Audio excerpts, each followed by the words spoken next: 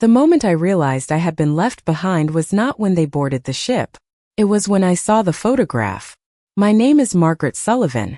I am 73 years old, and I discovered my son and daughter-in-law had gone on a family cruise without me because of a smiling picture that appeared on social media at exactly 8:17 on a Tuesday morning. There they were standing on the deck of a massive cruise ship somewhere in the Caribbean. My son Brian had his arm around his wife Nicole. My grandson Ethan stood between them grinning beneath a bright blue sky. Behind them stretched an endless ocean sparkling in the sunlight. It looked like the perfect family vacation. The only problem was that nobody had told me it was happening. I stared at the screen for several seconds, convinced I must be misunderstanding something. Perhaps the photograph was old. Perhaps it had been posted late. Perhaps there was some explanation I had not considered. Then I noticed the caption. Finally making family memories together. Family memories. Together. I read those words 3 times. My hands felt strangely cold. A few weeks earlier, Brian had told me they were planning a quiet summer at home because work schedules were complicated. Nicole had nodded in agreement during dinner. Ethan had talked about football practice. Nothing about a cruise. Nothing about travel. Nothing about a vacation. Certainly nothing about a trip that apparently included everyone except me. I set my phone down and walked to the kitchen window. Outside, the neighborhood looked exactly the same as it always did. A man walked his dog across the street. A delivery truck stopped 2 houses down. Life continued normally, yet something inside me had shifted. The truth was, this was not the first time I had been left out. It was simply the first time the exclusion had been impossible to ignore. Over the years there had been little things. Family dinners planned without telling me until the last minute. Holiday outings I heard about afterward. Decisions discussed between Brian and Nicole that somehow never included my opinion, even when they affected the entire family. Each incident seemed small on its own. Small enough to dismiss. Small enough to forgive. But standing there in my kitchen staring at the photograph on my phone, all those moments suddenly lined up like pieces of a puzzle. I remembered birthdays where I received invitations only after other arrangements were finalized. I remembered hearing stories about weekend trips I never knew existed. I remembered the uncomfortable smiles and vague explanations. The realization hurt more than I wanted to admit. Not because I expected special treatment. Because I thought I belonged. Around noon my friend Linda called to check on me. I almost ignored the call. Instead I answered. Within minutes she noticed something was wrong. "Margaret," she said gently, "what happened?" I looked at the photograph again. The happy faces. The ocean. The caption. Then I surprised myself by smiling. "Nothing happened today," I replied quietly. "I just finally noticed something that has been happening for a very long time." Linda remained silent for a moment. "And what are you going to do?" she asked. I glanced toward a locked drawer in my living room desk. Inside that drawer was a secret I had carried for years. A secret nobody in my family knew. A secret capable of changing everything. "For now," I said softly, "I am going to wait." For the next several days I did exactly what I had always done. I watered the flowers on my front porch. I met Linda for coffee on Thursday morning. I watched the evening news from my favorite chair and read before bed. From the outside, my life appeared completely unchanged. But inside, I found myself thinking about that photograph far more often than I wanted to admit. Every time I opened my phone, another image seemed to appear. There was Brian standing beside a swimming pool on the ship. There was Nicole smiling during a formal dinner. There was Ethan holding a giant slice of chocolate cake, while the ocean stretched endlessly behind him. Each picture carried the same message without saying a single word. They were making memories, and they had chosen not to include me. What surprised me most was not the sadness. It was the familiarity. The truth was that exclusion had become so normal over the years that I had almost stopped noticing it. Looking back, I could see dozens of moments that should have mattered more than they did. A Thanksgiving dinner where I learned the menu after everything had already been planned. A family weekend at a lake cabin that somehow became fully organized before anyone mentioned it to me. A birthday celebration for Ethan where I was invited only 2 days before the event. Every incident came with an explanation. Every explanation sounded reasonable on its own. Yet together they created a pattern I could no longer ignore. One afternoon, While organizing old photographs in my living room, I came across a picture of Brian when he was 8 years old. He stood proudly beside a science fair project made from cardboard and paint. I remembered helping him build it at our kitchen table.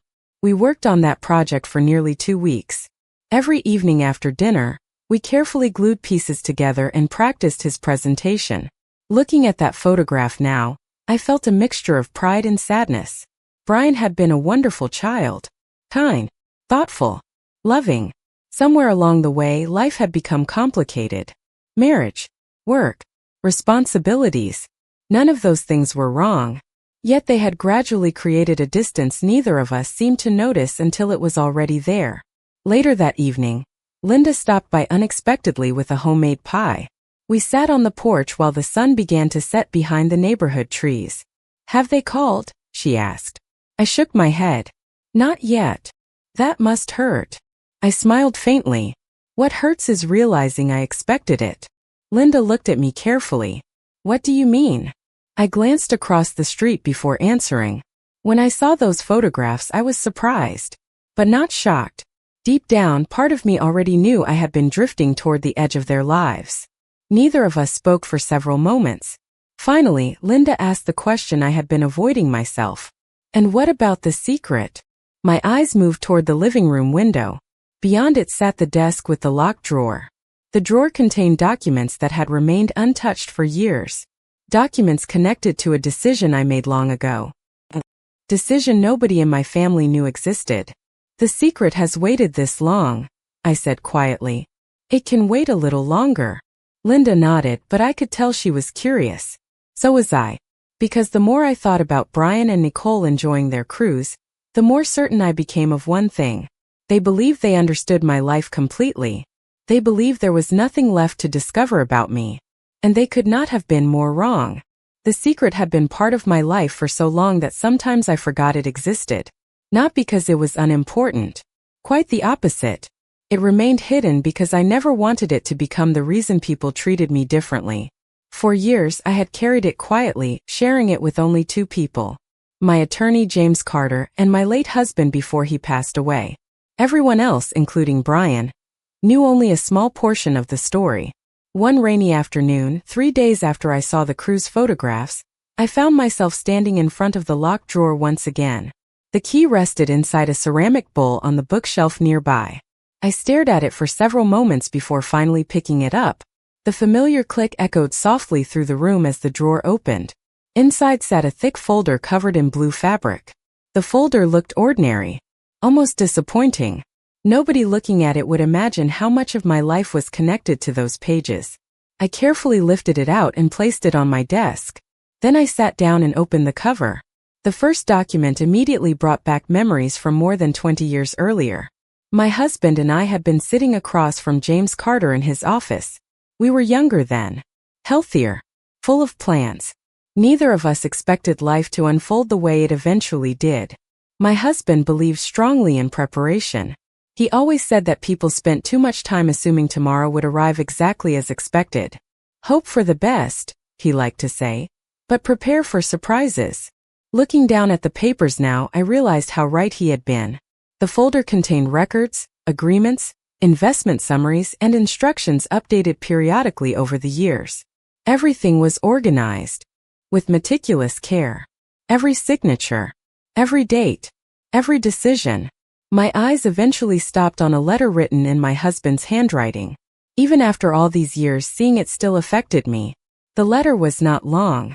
It simply reminded me why we made certain choices and why we agreed to keep those choices private. I folded the letter carefully and returned it to its place. Then I reached the section that mattered most. The section nobody knew about. Not Brian. Not Nicole. Not even Ethan. I studied the pages quietly. The numbers no longer surprised me. I had reviewed them many times before. Yet imagining Brian's reaction if he ever saw them was another matter entirely. The truth was that my family believed they understood my financial situation. They believed I lived comfortably but modestly. They believed my house represented the majority of my assets. They were wrong. Not because I had lied. Simply because nobody had ever asked detailed questions, and I had never volunteered information. That afternoon my phone suddenly rang. The caller ID displayed a familiar name, James Carter. I answered immediately. "Margaret," he said warmly. "I was actually hoping to hear from you soon." I smiled. "That is interesting because I was just looking through the file." A brief silence followed. Then he laughed softly. "After all these years, it still surprises me how carefully you protected that secret." I looked down at the document spread across my desk. Maybe because it was never supposed to change how people treated me. James became quiet. "And do you think it would?" I thought about the cruise, the photographs, the years of exclusion, the assumptions people had made about my place in the family. Then I glanced once more at the folder resting before me. "I think," I replied slowly, "that some people might see me very differently if they knew the truth." The phone call with James stayed in my mind long after we ended the conversation. Some people might see me very differently if they knew the truth. The more I thought about those words, the more I realized how accurate they were. For years, I had intentionally kept my private affairs private.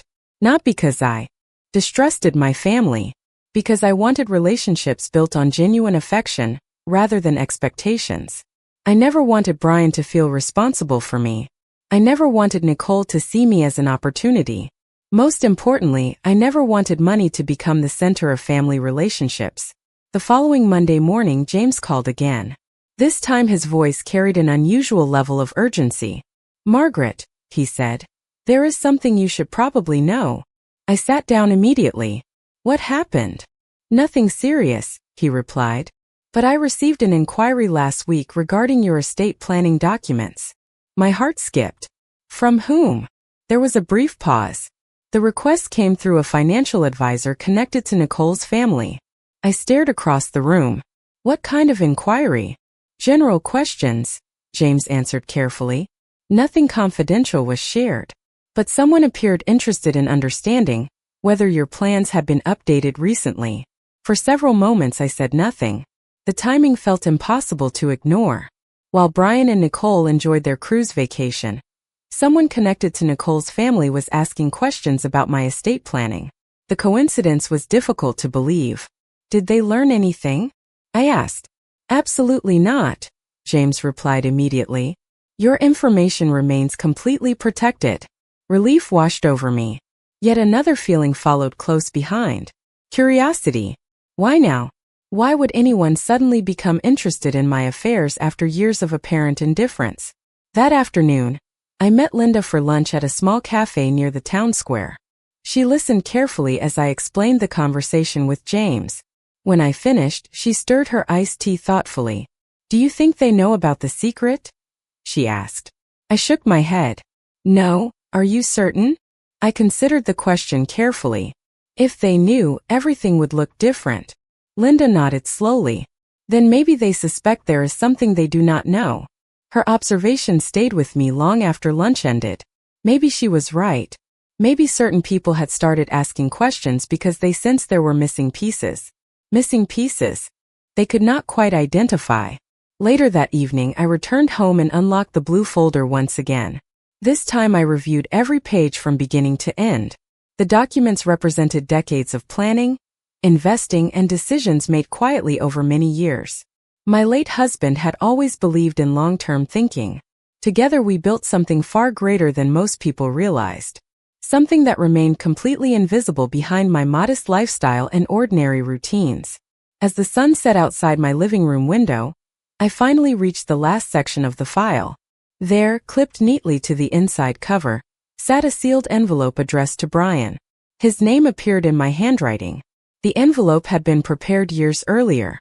Instructions beside it stated clearly when it should be delivered. I stared at it for a long time. Brian had no idea the letter existed. He had no idea what information it contained. More importantly, he had no idea that one day the contents of that envelope would change everything he believed about his mother. Slowly, I closed the folder and returned it to the locked drawer. Then I smiled to myself. Because for the first time since seeing those cruise photographs, I realized something important. The secret was no longer simply a secret. It was becoming a clock. And sooner or later its time would come. The cruise ended the following weekend. I knew because the photographs stopped appearing. The endless ocean backgrounds disappeared. The smiling vacation captions vanished. By Sunday evening, ordinary life seemed to return. On Monday morning, my phone finally rang. Brian's name appeared on the screen. I stared at it for several seconds before answering. "Hi, Mom," he said. His voice sounded cheerful, almost relieved. "We just got back." I smiled politely even though he could not see it. "I noticed."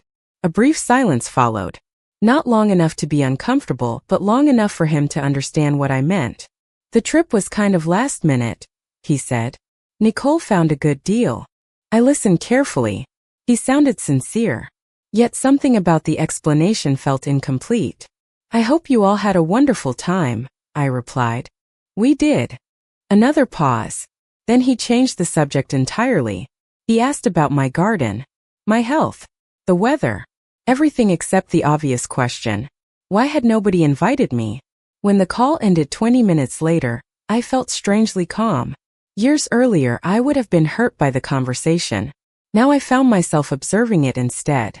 Brian seemed unaware that anything significant had happened. That realization told me more than any apology could have. 2 days later, an unexpected envelope arrived in my mailbox. The return address belonged to James Carter's office. Curious, I carried it inside and opened it immediately. Inside was a copy of a financial summary I had requested years earlier but forgotten about completely. Attached was a handwritten note from James. "Thought you might want this for your records. We should probably meet soon. There are several matters worth reviewing." I sat down and examined the documents carefully. The figures were substantial.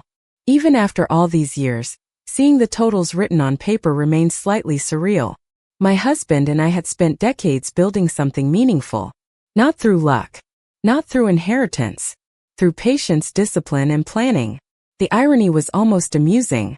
The family members who seemed least interested in me personally knew almost nothing about the life my husband and I had built together. That evening, Linda stopped by after dinner. We sat on the porch watching the sunset paint the sky in shades of orange and gold. After a few minutes, she asked the question I knew was coming. "Have they contacted you since returning?" I nodded. "Brian called." "And?" I smiled faintly. "He talked about everything except what mattered." Linda shook her head slowly. "Do you think he knows how much this hurt you?" I considered the question carefully. "No," I finally answered. "I think he believes everything is normal." The thought saddened me more than the cruise itself. Not because Brian was cruel. Because somewhere along the way, he had stopped seeing what was directly in front of him. Before leaving, Linda glanced toward my house. "What are you going to do now?" she asked.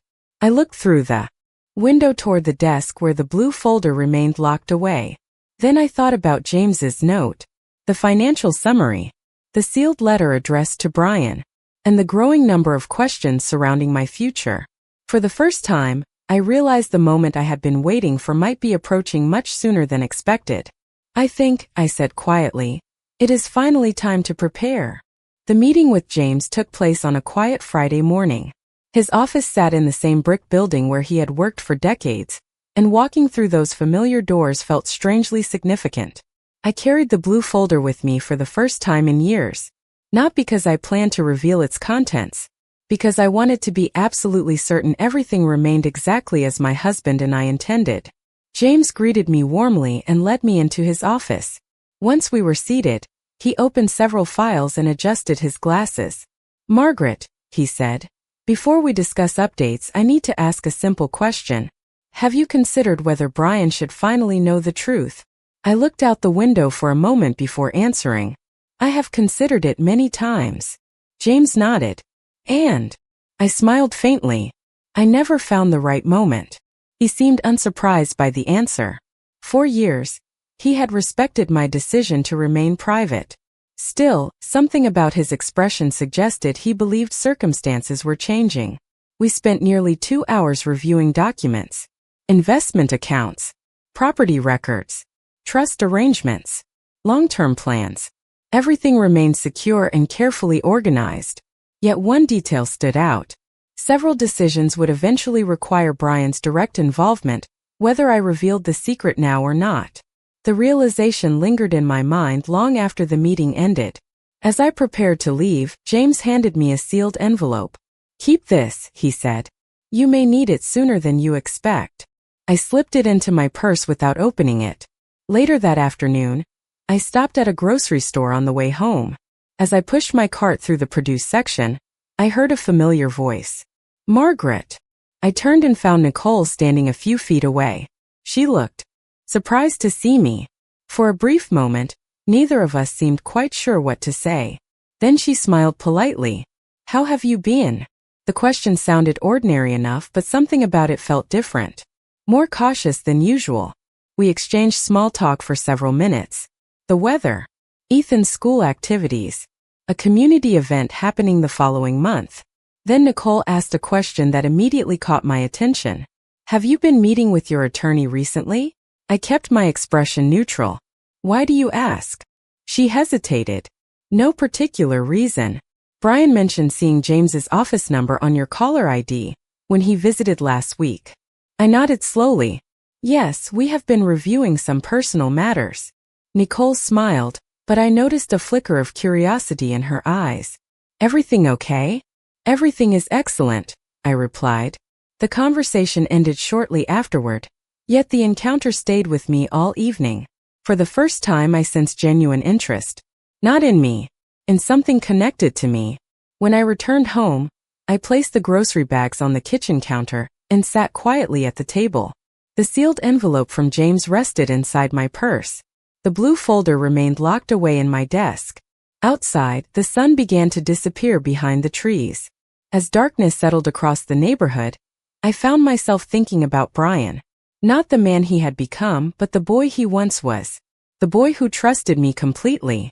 The boy who always asked questions when something did not make sense. And suddenly, for the first time since this began, I had a feeling that Brian was about to start asking questions of his own. The questions began 3 days later. I knew they would because Brian had always been curious when something did not add up. On a quiet Tuesday evening, he called unexpectedly. His voice sounded different from usual. More thoughtful. More serious. "Mom," he said. "Can I stop by for a few minutes?" I glanced at the clock. Of course. An hour later, his truck pulled into my driveway. When he entered the house, I immediately noticed he was carrying none of his usual distractions. No work papers. No phone in his hand. No rush to be somewhere else. He sat across from me at the kitchen table and looked around the room as though seeing it differently. "Something has been bothering me," he admitted. I remained silent. The other day Nicole mentioned seeing James Carter's name come up several times recently. He paused. Then I remembered other things. My heart remained calm. "What things?" Brian leaned back slightly. "I realized I do not actually know very much about your plans." The statement sounded simple, yet it carried years of distance inside it. "My plans?" I asked gently. He nodded. "Your future. Your finances. What you want. What you have planned." For a moment neither of us spoke. Then Brian surprised me. "I think I stopped asking those questions a long time ago." There was regret in his voice. Genuine regret. I looked at my son carefully and saw something I had not seen in years. Reflection. He was finally looking backward instead of forward. "Why are you asking now?" I said softly. Brian stared at the tabletop. "Because when we came back from the cruise, something felt wrong." My stomach tightened slightly. "What do you mean?" He exhaled slowly. "I realized I never even considered whether you wanted to come." The honesty of the statement caught me off guard. There was no excuse attached to it. No attempt to blame anyone else. Just the truth. "I am sorry, Mom." For several seconds I could not speak. Not because I was angry. Because I had waited a very long time to hear those words. Brian continued. "The more I thought about it, the worse I felt.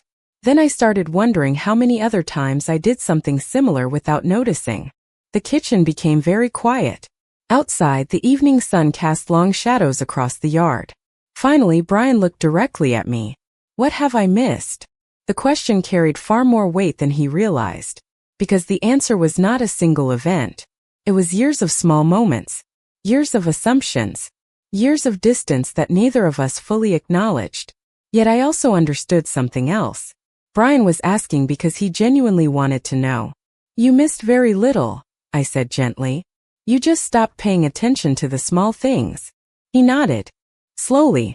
Then his eyes moved toward the living room, toward the desk where the blue folder remained locked away. And James, he asked, what is so important that you have been meeting with him? There it was. The question I had known would eventually arrive. I studied my son's face carefully. He was not suspicious. He was not calculating. He was simply trying to understand. For the first time, I wondered whether the moment had finally come. The secret had waited for years. Perhaps it had been waiting for this exact conversation. I stood, walked slowly toward the desk, and rested my hand on the locked drawer. Then I turned back toward Brian. There is something about my life, I said quietly, that I should have told you a long time ago. Brian remained seated as I unlocked the drawer and removed the blue folder. For years, that folder had existed quietly in the background of my life. Hidden. Protected. Waiting. Now it rested between us on the kitchen table. My son stared at it with growing curiosity. What is it? He asked. I took a slow breath before answering. Part of a story your father and I never shared. Carefully, I opened the folder and removed several documents. Brian watched silently as I arranged them on the table. His expression changed almost immediately.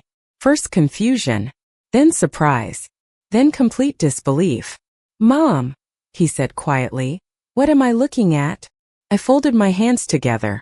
The life your father and I built. For several moments he simply stared at the numbers. The investment accounts. The property records. The trust documents. The financial statements accumulated through decades of planning. Eventually he looked up at me. I had no idea. I smiled softly. I know. Brian leaned back in his chair and shook his head slowly. I thought you were comfortable financially. But this? His voice trailed off. He did not know how to finish the sentence. The truth was far larger than he expected. Not because my husband and I were extravagant. Quite the opposite. We had spent years living modestly while making careful decisions. We never discussed money publicly. We never used it to impress anyone. We simply planned for the future. Why did you never tell me? Brian finally asked. The question carried no accusation, only genuine confusion. Because I wanted people to care about me, I answered quietly, not what I owned. Silence filled the room. I could see the impact of those words immediately. Brian lowered his eyes toward the table. For the first time, he seemed to understand the deeper reason behind my secrecy. Mom, he began. Then he stopped. Whatever he intended to say disappeared before reaching his lips. I gently pushed a single envelope toward him. His name was written across the front in my handwriting. He stared at it for several seconds before picking it up. What is this? A letter, I replied. One I wrote years ago. He carefully opened it and began reading. As his eyes moved across the page, I watched emotions appear one after another. Surprise. Reflection. Sadness. Understanding. The letter contained no financial details. No instructions. No conditions. It simply explained why I had kept the secret hidden, and how much I valued our relationship beyond anything material. When Brian finished reading, he remained silent for a very long time. Finally, he placed the letter on the table and looked directly at me. His eyes were noticeably different now. Softer. More thoughtful. I spent all these years thinking I understood you, he said quietly. And I was wrong. I reached across the table and touched his hand. You were busy living your life. He nodded slowly. That is not an excuse. Another silence followed. Then Brian asked the question that mattered more than any discussion about money. Were you hurt? I knew exactly what he meant. The cruise. The exclusions. The years of small moments that gradually created distance. I considered pretending otherwise. Instead, I chose honesty. Yes, I said gently. I was. Brian closed his eyes briefly. When he opened them again, I saw something I had not seen in a very long time. Clarity. For the first time, my son was looking beyond assumptions, beyond routines, beyond convenience. He was finally seeing the person sitting across from him. And in that moment, I realized the secret had done something I never expected. It had not changed how Much my son knew about money. It had changed how much he understood about me. The weeks that followed were not dramatic. There were no arguments, no shouting, no grand confrontations. In many ways, the changes were almost invisible. Yet they were real. And sometimes the quietest changes are the ones that matter most. A few days after our conversation, Brian called and invited me to lunch. Just the two of us. No special occasion. No particular reason. We spent nearly 3 hours talking. Not about finances. Not about legal documents. We talked about life. About memories. About his father. About the years that somehow disappeared faster than either of us expected. For the first time in a very long while, I felt like my son was fully present. He listened. He asked questions. He paid attention. It was such a simple thing, yet it meant more to me than I could explain. Over time, other small changes followed. Family dinners were planned differently. Conversations became more inclusive. Phone calls became more frequent. None of it felt forced. Instead, it felt as though Brian had finally noticed something that had been missing all along. One afternoon several weeks later, he stopped by unexpectedly. We sat together on the porch watching the neighborhood settle into another peaceful evening. After a few minutes, he turned toward me. "Mom," he said quietly, "I keep thinking about something." "What is that?" I asked. He smiled sadly. "I spent so much time assuming you would always be there that I forgot to make sure you actually felt included." His honesty touched me more than any apology ever could. I looked at him and saw not the little boy from my old photographs, nor the distracted adult from recent years. I saw a man who was learning. A man willing to confront uncomfortable truths about himself. That kind of growth is rare. "We all make mistakes," I told him gently. "The important thing is recognizing them." He nodded. Then he asked one final question. "Do you regret keeping the secret for so long?" I thought about it carefully. The blue folder remained safely locked away. The documents still existed. The plans remained unchanged. Yet everything felt different. Now, not because of what the secret contained, because of what it revealed. "No," iyan suarat. "I do not regret it." Brian looked surprised. "Why not?" I smiled softly. "Because the secret was never about money." He waited for me to continue. "It was about understanding who truly valued me for who I am." For a moment neither of us spoke. Then Brian smiled. Not the polite smile from vacation photographs. Not the distracted smile of someone checking his phone. A genuine smile. The kind I remembered from years ago. As the sun disappeared beyond the rooftops, I realized something important. The cruise had never been the real story. Being left behind had hurt, certainly. But that pain had forced something hidden into the open. It had created a conversation that should have happened years earlier. It had allowed my son to see me clearly again. And perhaps just as importantly, it had reminded me of my own worth. I spent so many years worrying about whether I belonged in other people's plans that I nearly forgot I had built an entire life of my own. A meaningful life. A successful life. A life filled with love, resilience, and purpose.